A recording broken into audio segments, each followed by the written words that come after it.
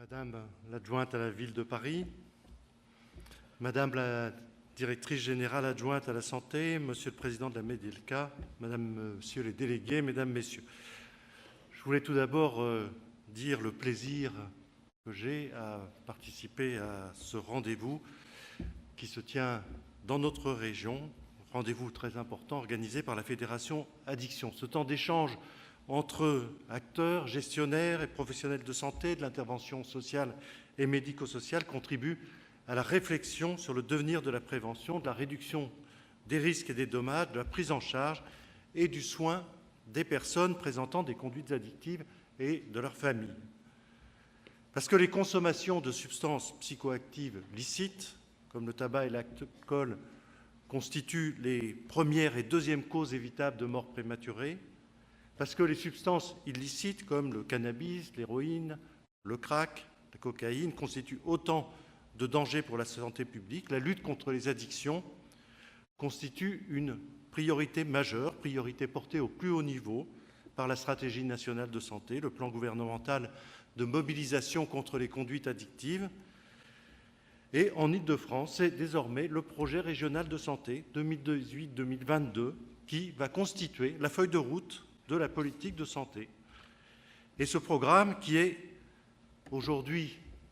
qui fait l'objet d'une consultation publique, porte une ambition collective forte qui est la réduction des inégalités sociales et territoriales de santé qui, comme vous le savez, est une des caractéristiques majeures de la région Île-de-France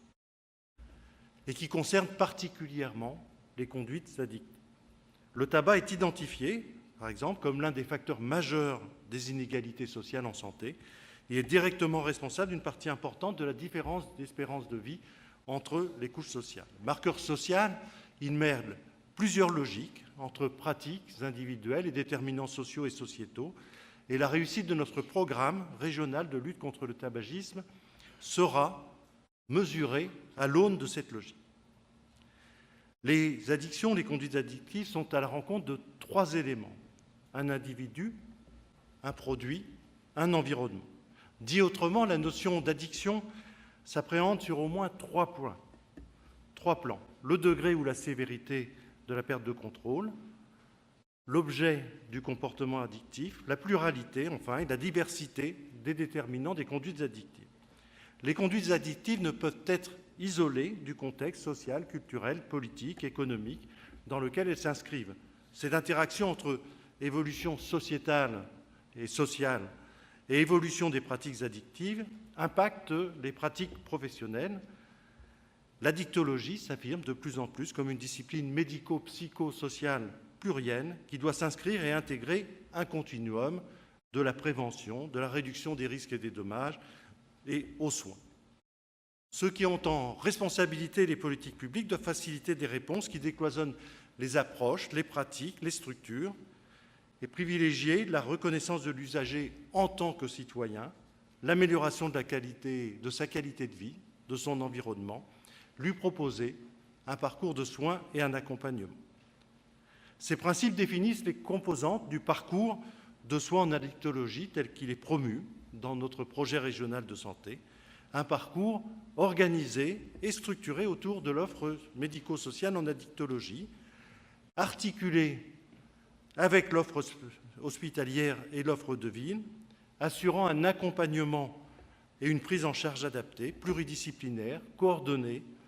graduée, de proximité pour toutes les personnes ayant des conduites addictives et leur entourage.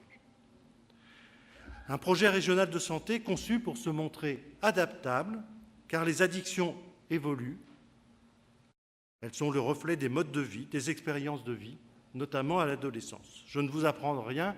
il en est ainsi par exemple des pratiques d'alcoolisation ponctuelles importantes chez les jeunes, de la consommation de nouveaux produits de synthèse,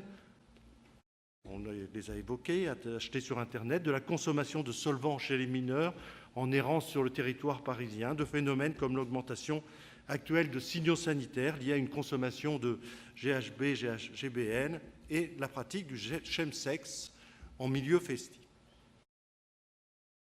Dorénavant, nous devons également faire face aux addictions sans produit, dites comportementales, avec notamment les jeux vidéo, les jeux en ligne. Et en Île-de-France, le programme d'études sur les liens et l'impact des écrans, conduit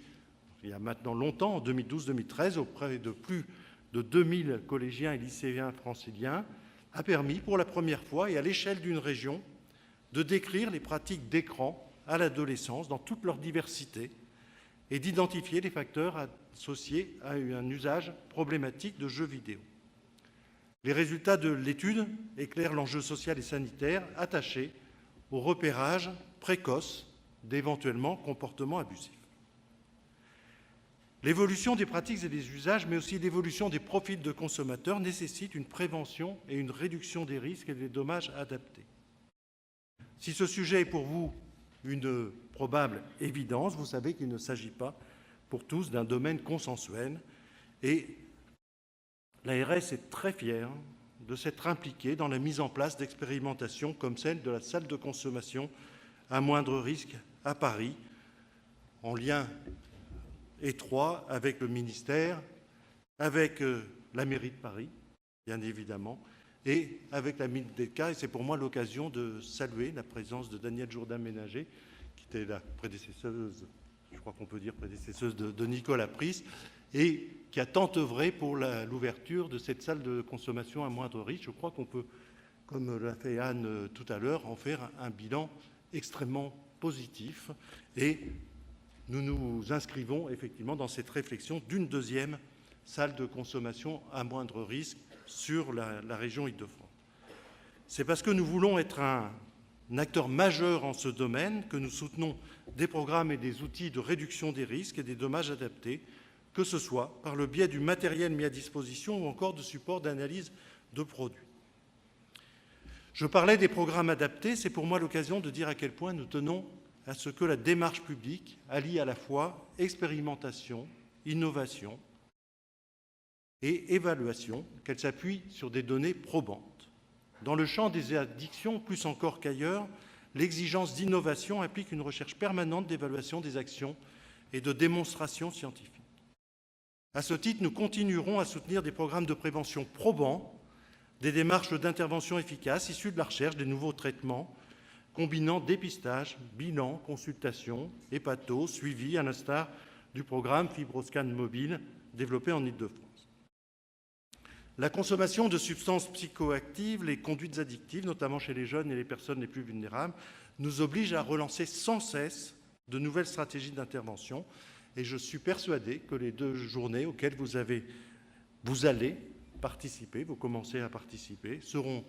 particulièrement riches en échanges et en réflexions et vous